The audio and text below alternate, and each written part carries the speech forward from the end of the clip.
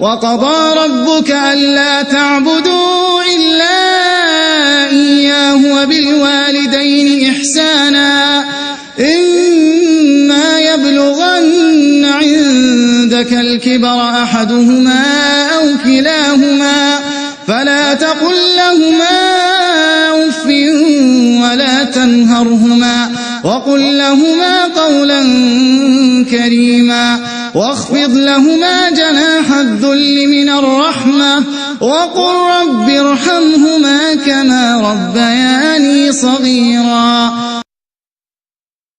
خدوا بالكم أحبابي، ربنا مش هيرضى عنا في رمضان أبدا إلا إذا كان والدي ووالدتي راضين عنا. اوعى تظن إن ربنا سبحانه وتعالى هيرضى عنك وانت والدك لسه غضبان عليك أو والدتك لسه طبعا زعلانة منك أبدا.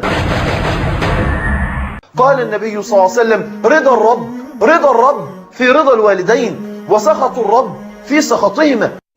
برك بأبيك وبالأم فرجك في الكرب وفي الهم من قال لهم يوما أف سيبوء بإثم وبذم.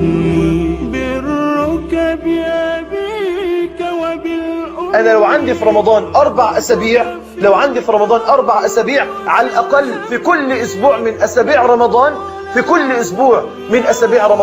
يكون لي يوم عند والدي ووالدتي. وما تنساش، اوعى في يوم من الايام تظن ان انت تكون صاحب بر وتنسى زوجتك، لا، وزوجتك برضه تاخدها وتوديها عند والدتها وتوديها عند والدها. بيننا وبينهم مشاكل، لا، ما احنا متفقين اصلا ان رمضان احنا داخلين رمضان من غير مشاكل. يا رسول الله، اي العمل احب الى الله؟ فقال النبي صلى الله عليه وسلم: الصلاة على وقتها. قلت: ثم أي؟ قال: ثم بر الوالدين. أن رجلا جاء إلى رسول الله صلى الله عليه وسلم فقال: يا رسول الله، إني أشتهي الجهاد معك ولا أقدر عليه. فقال النبي صلى الله عليه وسلم: هل بقي أحد من والديك؟ قال: نعم يا رسول الله، أمي. فقال النبي صلى الله عليه وسلم: فاتق الله فيها، فإنك إذا فعلت كنت حاج ومعتمر ومجاهد. بالله عليكم، في أعمال أفضل من ال3 دي؟ حج ومعتمر ومجاهد في سبيل الله. سبحان الله.